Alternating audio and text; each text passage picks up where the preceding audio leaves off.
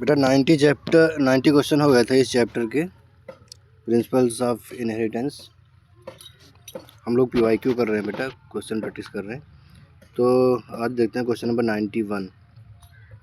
In his classic experiment on P plant Mendel did not use, कौन से character को Mendel ने use नहीं किया था? फ्लावरिंग पोजीशन को यूज किया था बेटा, सीड कलर को यूज किया था, येलो एंड ग्रीन, पॉड की लेंथ को यूज नहीं किया था, पॉड की शेप और पॉड के कलर को यूज किया था। तो ये गलत है, सीड शेप को यूज किया था। तो ये आंसर होगा third, pod length. Pod length को नहीं यूज किया था, क्या यूज किया था? पॉड की शेप और पॉड की कलर यूज किया था। क्वेश्चन नंबर 92 देखते हैं बेटा। Question number 92, a gene showing codominance has, जो जीन कोडोमिनेंस शो करेगा उसके पास क्या होगा? Both allele independently express in the heterozygotes. Heterozygote condition में दोनों एलील इंडिपेंडेंटली एक्सप्रेस होंगे, अपना अपना जो कैरेक्टर होंगे वो लेकर आएंगे दोनों allele. One allele dominant another codominance कहाँ रही? एलील टाइटली नहीं, अगर टाइटली लिंक्ड होंगे तो वो फिर एलील ही नहीं होंगे। एलील का मतलब है कि सेम लोकस पर हो बट डिफरेंट क्रोमोसोम पे। एलील दैट RSSU नहीं, कोडोमिनेंट में बराबर डोमिनेंट होंगे। ये रहा स्टेटमेंट बिल्कुल सही है। Both alleles independently expressed in the heterozygote. जैसे बेटा एक है A और एक है B, ये दो जीन हैं, तो ये दोनों अपने जैसे ब्लड ग्रुप में देखो ये IA IB होता है, तो ये ब्लड ग्रुप AB आता है, यानी ये स्मॉल a, ये A जीन और ये B जीन, ये भी अपना करेक्टर लिखा है तो AB आता है। ठीक है, तो ये आपका हो जाएगा आंसर।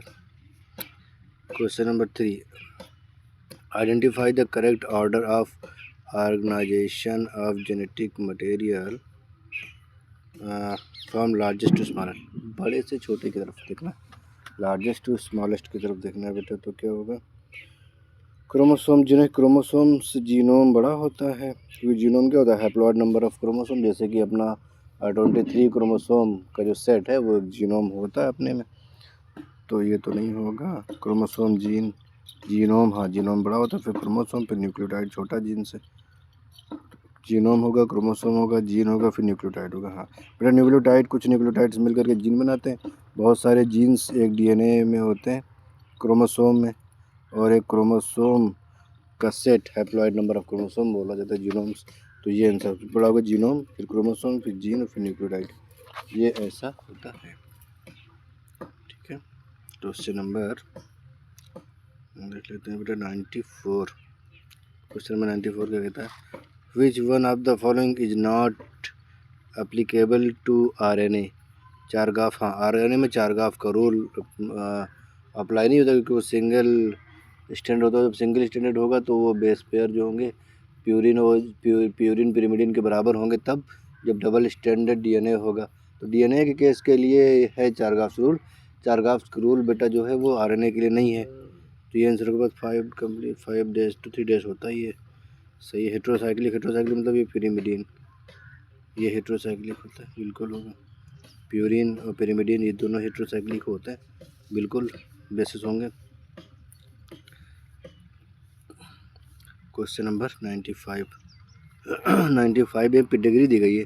क्वेश्चन पढ़ते हैं, in the following human pedigree the field symbols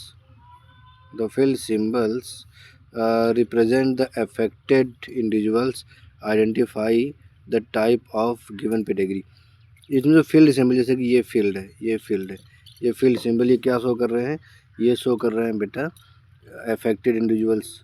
तो आपको बताना क्या है, कौन सी pedigree? X linked dominant. X linked नहीं हो सकती, क्यों? क्योंकि अगर ये फादर अफेक्टेड है इस पेडिग्री में और मदर नॉर्मल दिखाई गई है, तो यहाँ पे देखो सन एक अफेक्टेड है। जब कभी मदर नॉर्मल होगी तो सन अफेक्टेड नहीं हो सकता, किसमें? एक्स लिंक्ड में। तो एक्स लिंक्ड में ये जो जो जो बेटा सन बनता है, ये सन में एक्स किससे आता है, मदर से आता है। और मदर ही अगर नॉर्मल है, मदर अगर नॉर्मल है तो ये सन कभी भी अफेक्टेड नहीं होगा, क्योंकि ये एक्स वाई आएगा, इसमें जो एक्स है ये मदर से आएगा, सो ये नहीं होगा। अब देखो यहाँ पे क्या है, तो ये एक्स लिंक्ड, तो एक्स लिंक तो हटाई दो, एक्स लिंक नहीं होगा, एक्स लिंक रिसेसिव भी नहीं होगा। ये एक्स लिंक देखो यहाँ पर मदर, ये मदर नॉर्मल है और ये सन क्या है, अफेक्टेड है। ये तो ऐसा तो नहीं होगा। तो हाँ, अब ऑटोसोमल हो सकती है, ऑटोसोमल डोमिनेंट है कि ऑटोसोमल रिसेसिव है। तो ये है बेटा ऑटोसोमल रिसेसिव है। और क्यों, क्योंकि बेटा अगर ऑटोसोमल डोमिनेंट होती है तो देखो यहाँ पे देखो थर्ड में, देखो थर्ड जनरेशन में देखो क्या है, मदर एंड फादर दोनों नॉर्मल है, बट सन इनके क्या है, दो सन हुए, दो के दोनों सन कैसे हैं, अफेक्टेड हैं। अब अगर डोमिनेंट है तो डोमिनेंट में अगर चिल्ड्रन में से कोई भी अफेक्टेड है तो मदर एंड फादर नॉर्मल नहीं हो सकते, हो ही नहीं सकते, ये रिसेसिव में हो सकते हैं। यहाँ पर देखो, यहाँ पर ही देखो बेटा, फादर और मदर में से फादर अफेक्टेड है, बट चिल्ड्रन दो सन हुए, दोनों के दोनों सन अफेक्टेड नहीं है। ये ऐसा हो सकता है कब, जब रिसेसिव ट्रेट हो तब ऐसा हो सकता है, डोमिनेंट ट्रेट में ऐसा नहीं होगा। तो ये क्या है, ऑटोसोमल। आप चाहो तो बना के देख, जैसे मैं capital A small A, capital A small, autosomal तो दोनों सेम होंगे, ये फादर है ये मदर है। अब ये डोमिनेंट अगर होता तो यहाँ पर ये वाला इस वजह से ये अफेक्टेड हो जाता और इस वजह से अफेक्टेड नहीं होता। तो ऐसा अगर होता, एक भी अगर डोमिनेंट एलील है तो वो अपना कैरेक्टर एक्सप्रेस करेगा ना, तो इसलिए ये नहीं हो सकता, क्योंकि अगर ऐसा होता, इसका जीनोटाइप सिर्फ स्मॉल ए हो सकता था, कब, जब ये डोमिनेंट होती। और अगर ऐसा है स्मॉल ए, अगर ऐसा है दोनों स्मॉल ए हैं तो ऑफस्प्रिंग्स में दोनों में फिर स्मॉल ही आते, फिर यहाँ पे कैपिटल ए आ नहीं सकता, चारों के चारों एलील स्मॉल हैं। अगर कैपिटल ए आएगा नहीं तो फिर इन दोनों में से कोई भी अफेक्टेड नहीं होगा, ये वाला भी नहीं, ये वाला भी नहीं। तो इस वजह से ये डोमिनेंट तो हो ही नहीं सकता, रिसेसिव हो सकता है। क्यों, क्योंकि यहाँ पर ये वाला सीन चलेगा, ये कैपिटल ए स्मॉल ए ऐसा चलेगा, ये वाला। ठीक है बेटा, ये जाएगा तो इसमें से ये वाला कैपिटल ए आकर के आपको अफेक्टेड कर सकता है। ठीक है, क्वेश्चन नंबर 96 देखते हैं। क्वेश्चन नंबर 96 क्या है, satellite DNA is important because it code for enzymes needed for DNA replication, नहीं,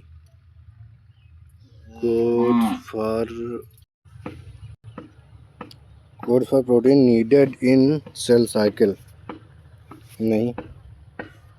so high degree of polymorphism in population and also the same degree of polymorphism in an individual which is heritable from parent to children।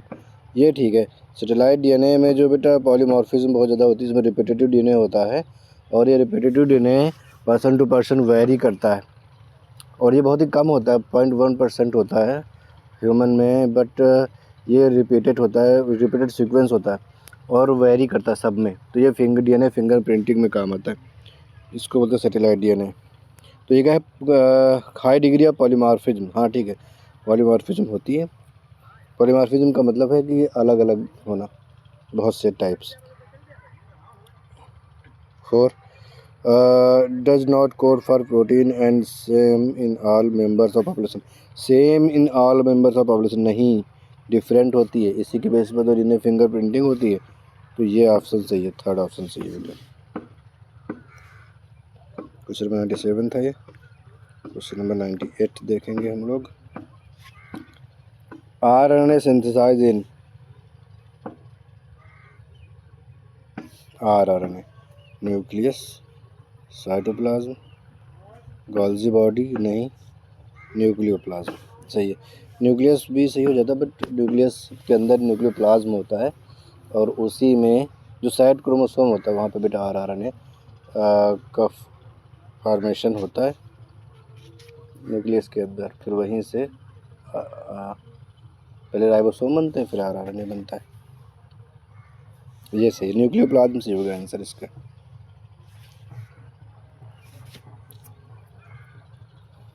99।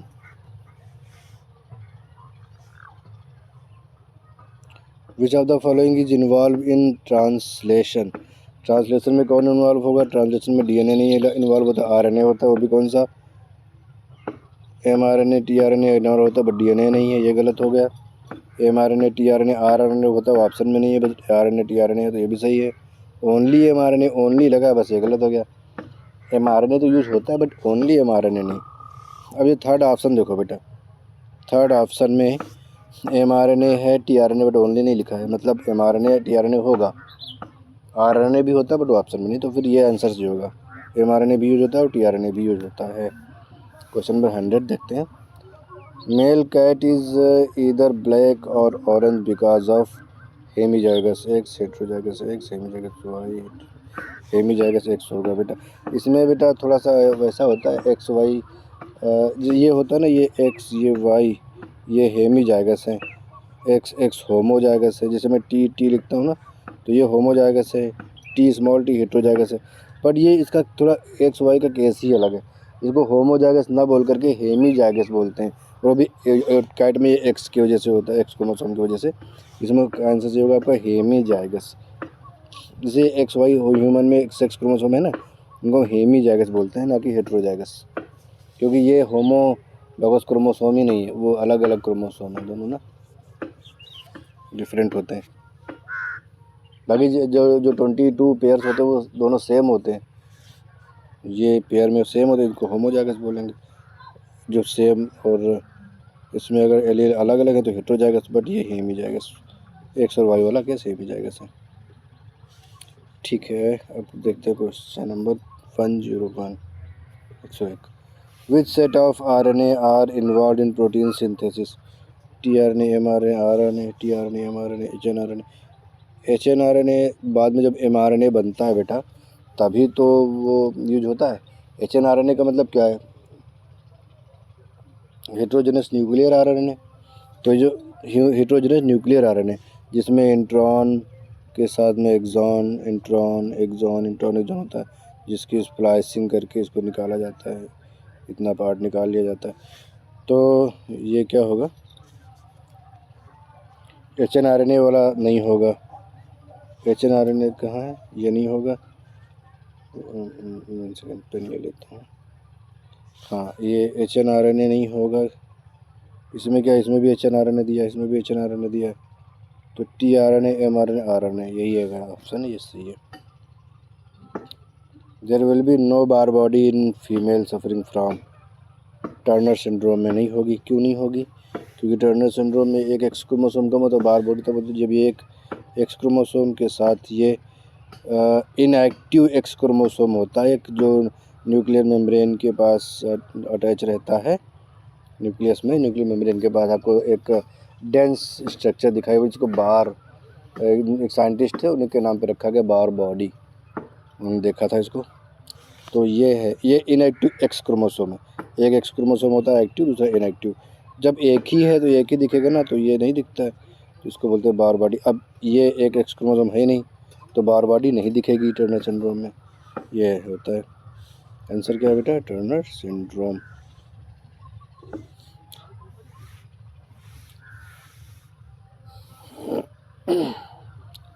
Grey is dominant G, capital G, over black, small g। Which of the following will most probably give 50% black and 50% grey of springs. कभी भी जब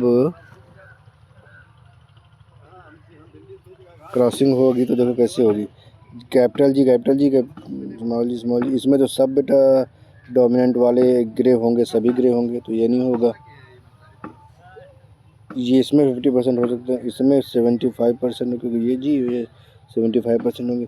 इसमें सभी के सभी black होंगे 100%, इसमें 100% होंगे ग्रे, इसमें 100% ब्लैक, इसमें 50% होंगे। ठीक है, आप क्रॉस करके देख सकते हो, कैपिटल जी, स्मॉल जी, स्मॉल जी, स्मॉल जी, देख लो। ये क्या होगा जी, जी, ये क्या होगा जी, जी, और ये जी, जी, और ये जी, जी। तो ये एक दो ये हो गए, दो ये हो गए, तो 50-50 हो गए ना।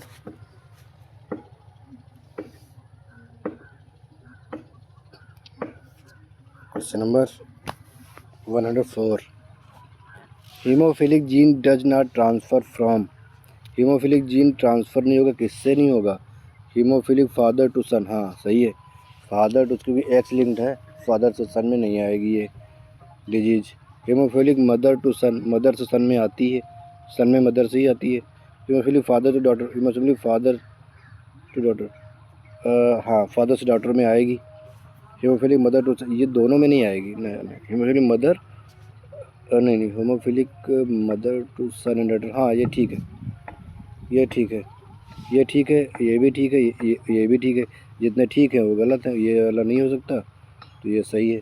समझना चाहोगे इसको, अगर समझना चाहोगे तो देखो, ये एक्स एक्स एक्स वाई, तो हीमोफीलिया गवर्न करता है एक्स क्रोमोसोम, मान लो ये है, तो बेटा जो सन बनेगा तो यहाँ से बनेगा ना, ये एक्स है, जब सन बनेगा तो वो यहाँ से, तो ये किससे ट्रांसफ़र हो रहा है, मदर से ना, फादर से तो वाई आ रहा है, वाई क्रोमोसोम पे हीमोफीलिया का जीन होता नहीं है, तो ये फादर से सन में कभी नहीं आएगा, सन में हमेशा मदर से आती है ये डिजीज।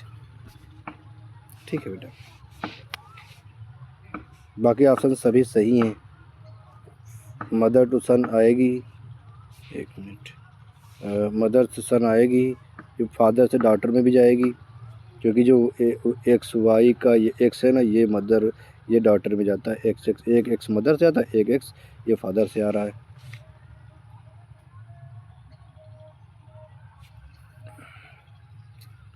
ठीक है, फिर ये आंसर हो जाएगा आपका कौन सा, ये जो नहीं हो सकता।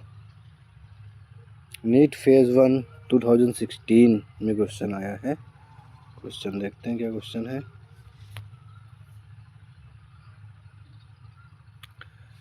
विच of the following most appropriately describes haemophilia, haemophilia पे देखो बेटा कई सारे क्वेश्चन हम लोग पिछले 2 सेशन में, 2 लेक्चर्स में देख रहे हैं, हीमोफीलिया और कलर ब्लाइंडनेस से बहुत भर भर क्वेश्चन आए, क्वेश्चन बहुत ईजी होते हैं इसके, बिल्कुल ईजी कॉन्सेप्ट है, एक्स लिंक्ड रिसेसिव कैरेक्टर, अब ये बात दिमाग में बैठ गई तो गलत कभी नहीं होंगे।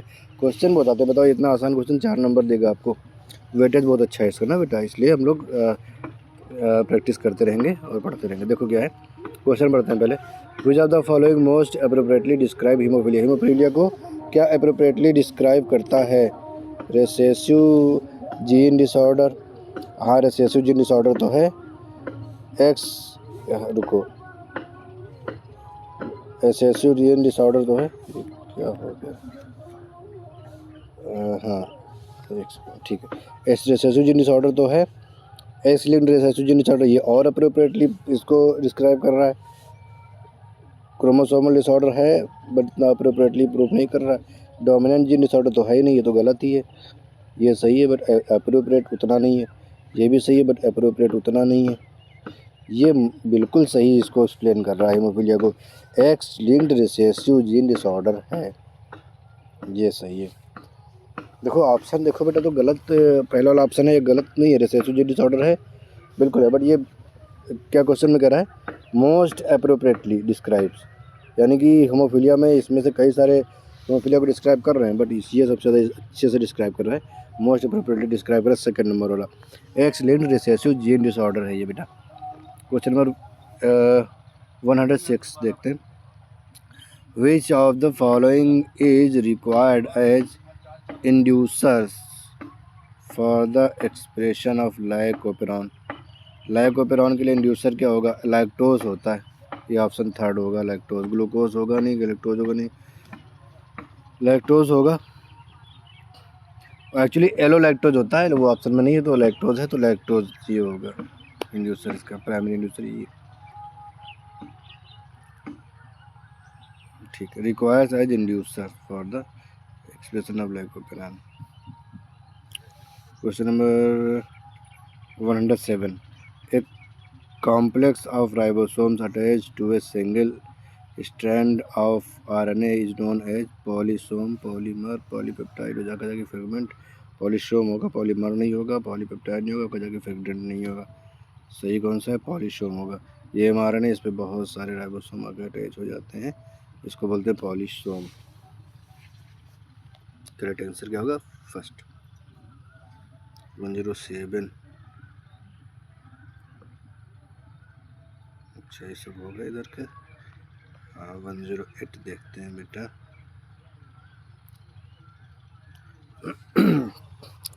A tall tube breeding garden P is crossed with a dwarf tube breeding garden P plant. When the F1 plant were selved, the resulting genotype were in the ratio of, genotype पूछा गया ना बेटा, genotype पूछा गया है तो 1:2:1 होगा। 1:2:1 क्या है? टाल होमोजाइगस, टाल हेट्रोजाइगस, ड्वार्फ। बिल्कुल सही, यही होगा। इस क्वेश्चन में क्या है बेटा कि मेंडल के जो लॉ है, लॉ ऑफ डोमिनेंस है, लॉ ऑफ सेग्रीगेशन, इनको बस पूछा गया, दोनों को मिला के पूछा गया। भाई F1 जनरेशन में आप प्योर टाल और प्योर ड्वार्फ को कराते ही हैं, capital T versus small T. और ये पूछा गया कि जब इनकी सेल्फिंग, अब इससे बनेगा क्या? कैपिटल टी स्मॉल टी बनेगा या इससे 4 प्लांट बनेंगे? बोला गया इसकी सेल्फिंग कराएंगे। जब इसकी सेल्फिंग कराएंगे कैपिटल टी स्मॉल टी के साथ, जब इसकी सेल्फिंग कराएंगे, तो क्या होगा फिर? ये तो सेग्रीगेशन, लॉ ऑफ सेग्रीगेशन हो गया ना सेल्फिंग का। तो इसमें capital T small T, capital T small T, small T, तो 1:2:1 ये रेशियो आता निकल के। तो बेटा इसमें जो फर्स्ट ऑप्शन है, देखो आप देखोगे क्या है, 1:2:1 क्या? टॉल होमोजाइगस, ठीक है, टाल हेट्रोजाइगस एंड ड्वार्फ।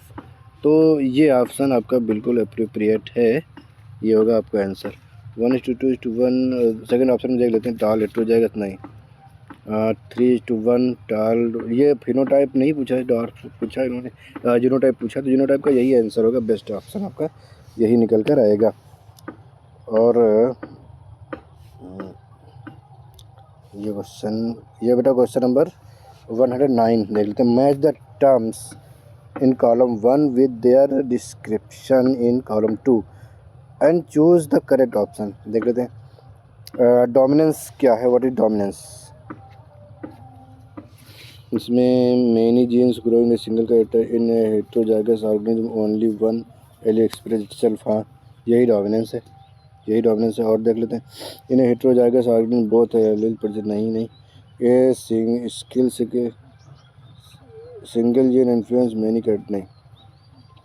को dominance in heterozygous organism both allele express themselves fully, ये ठीक है। प्लियोट्रॉपिक ये वाला जो सिंगल जीन, मैंने इसका एग्जांपल आपको कल बताया था, कल और लेक्चर में देखना, मैंने आपको स्टार्च ग्रेन्यूल बताया था। जो कैपिटल आर आपके पाइसम सटाइवम में, ये जो, अच्छा वो इनकम्प्लीट डोमिनेंस, अच्छा प्लियोट्रॉपिक बात कर रहा है ना, प्लियोट्रॉपिक ये इनकम्प्लीट डोमिनेंस भी शो कर रहा है और प्लियोट्रॉपिक भी शो कर रहा है। मैंने आपको बताया था, ये जो बेटा कलर सीड के शेप के लिए होता है राउंड और रिंकल्ड। जब सीड राउंड होता है ये आर तब स्टार्च ग्रेन्यूल बड़े होते हैं, और जब ये कैपिटल स्मॉल तो ये मीडियम होते हैं, और जब ये स्मॉल होता है तब बहुत छोटे होते हैं। तो ये इनकम्प्लीट डोमिनेंस भी शो कर रहा है और ये प्लियोट्रॉपिक, क्योंकि ये वाला जीन बेटा सीड के शेप को भी कंट्रोल कर रहा है और साइज ऑफ स्टार्च ग्रेन्यूल को भी कंट्रोल कर रहा है। इसको बोलते हैं pleiotropism, single gene influence many characters, ये भी सही है। बचा क्या? Polygenic influence many gene given a single character. हाँ, जब बेटा बहुत से जीन मिल करके एक कैरेक्टर के लिए रिस्पॉन्सिबल हो जाते हैं तो इसको बोलते हैं polygenic inheritance. For example Cornell colour in wheat, human skin colour, human height, human intelligence, ये जो 3-4 एग्जांपल मैंने बताया बेटा, ये क्या है? पॉलीजेनिक इनहेरिटेंस के एग्जांपल है। अब ऑप्शन देख लेते हैं इसमें से।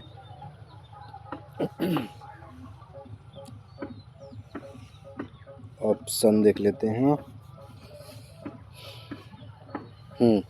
फर्स्ट ए के साथ क्या होगा, इधर नंबर हुए 1 2, 1 और 2 किसमें? 2 में 1 और 2 ये तो हो ही नहीं सकते दोनों, फिर हटा ही दो, ए का 2, फिर बी का है 3, बी का 3 किसमें, इसमें, तो ये हो जाएगा। आप हिसाब से अपने आप मैच कर लो, ये मैंने मैच कर ही दिया जिसको जिससे मिलना होता है, बाकी आप अपने हिसाब से आंसर देख लेना, ये वाला आंसर हो जाएगा, सेकंड वाला आंसर जाएगा बेटा ऑप्शन, ठीक है।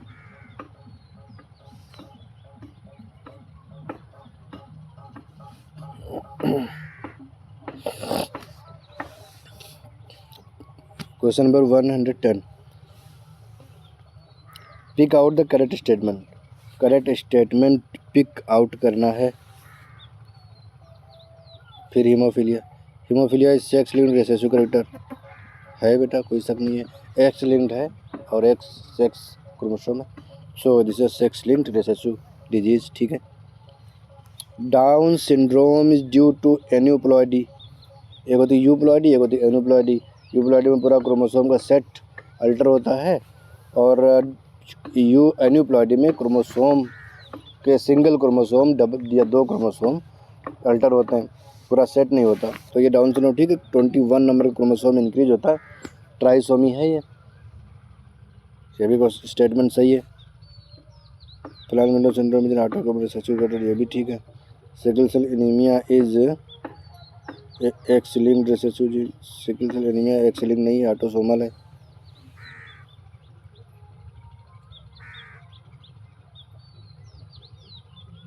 A B C are correct, ये सही होगा बेटा, ए बी सी ये सही है, ये गलत है।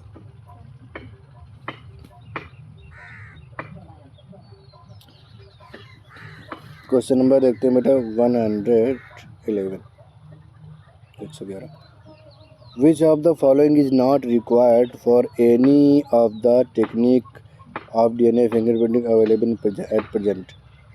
विच of the following is not required for any of the technique of DNA fingerprinting available present. Polymerase chain reaction, zinc finger analysis, restriction enzymes, DNA hybridisation.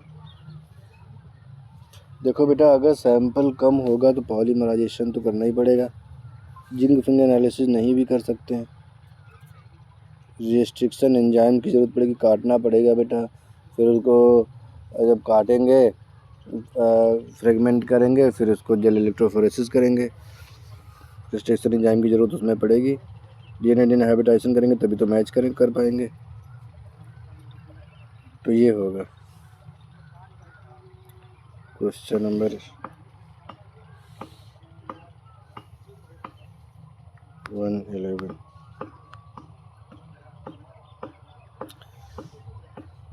Which of the following is a start codon. Start codon क्या है, सबको पता होगा बेटा, AUG होता है। अरे रुको, एक पेन ले लेता हूँ। हाँ, स्टार्ट कोडान क्या है बेटा, स्टार्ट कोडान AUG होता है, UGA, UAG, UAA, ये तो आपने स्टॉप कोडान लिख रखे हैं, ये वाला होगा AUG होता है, स्टार्ट कोडान मिथ्योनिन को कोड करता है, ये आंसर हो राइट। क्वेश्चन नंबर 113 देख लेते हैं। In a test cross involving F1 hybrid flies, more parental type offsprings were produced than the recombinant type offsprings. This indicate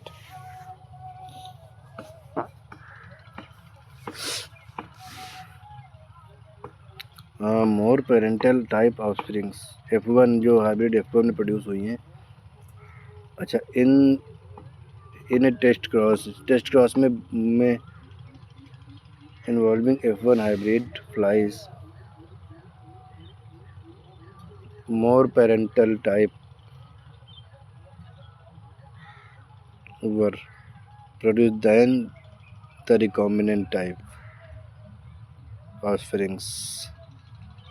This indicates 2 genes are located on 2 different chromosomes. ये क्या बात हुई है, और पढ़ लेते। Chromosome fail to separate during meiosis, नहीं। Two genes are linked are present on the same chromosomes, both the characters are controlled by more than one gene.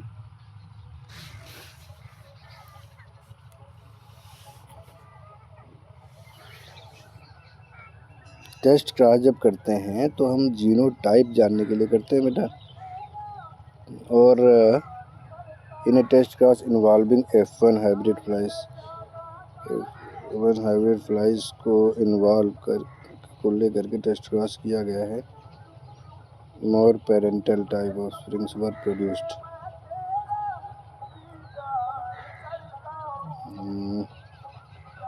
than the recombinant type offspring. This indicate two genes are located on two different chromosome.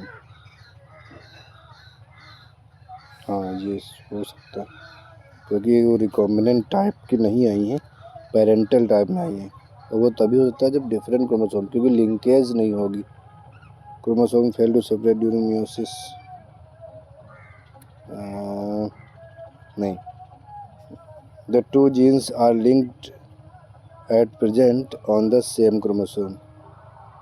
नहीं, same present होंगे तो वो recombinant type हो जाते ना। बहुत characters are control by more than one, नहीं। यही आंसर आपका सही हो जाएगा बेटा। ये आपका आंसर सही हो जाएगा। इसमें डिफरेंट क्रोमोसोम पर लोकेट कर रहे हो।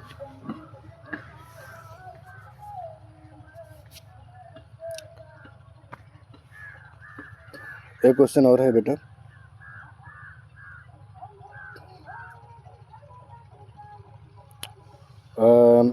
ये नीट के सेकंड फेज़ में 2016 के सेकंड फेज़ में आया था। Taylor conducted the experiment to prove semi conservative mode of chromosome replication on. हाँ, ये क्वेश्चन देखो थोड़ा सा अच्छा, आपने पढ़ा होगा बेटा कि semi DNA replication semi conservative nature का होता है। ये किसने प्रूफ किया था? ये मिशेल्सन निस्टॉल ने। किसमें? यूकोलाई में। बट एक और साइंटिस्ट है जिन्होंने ये काम किया है, उनका नाम था टेलर। क्या नाम था बेटा? टेलर। और टेलर ने ये एक्सपेरिमेंट किया है ये प्रूफ करने के लिए कि ये जो डीएनए रेप्लिकेशन होता है वो सेमी कंजर्वेटिव होता है। ड्रोसोफिला पे ये ईकोलाई पे नहीं किया था इन्होंने, किया था विसिया फाबा पे। ये गलत है। ईकोलाई पे तो उन्होंने किया था बेटा मिशेल्सन निस्टॉल ने। विसिया फाबा पे उन्होंने बहुत सारा काम किया है। तो ये बेटा आंसर होगा इसका, क्या होगा? विसिया फाबा हो जाएगा।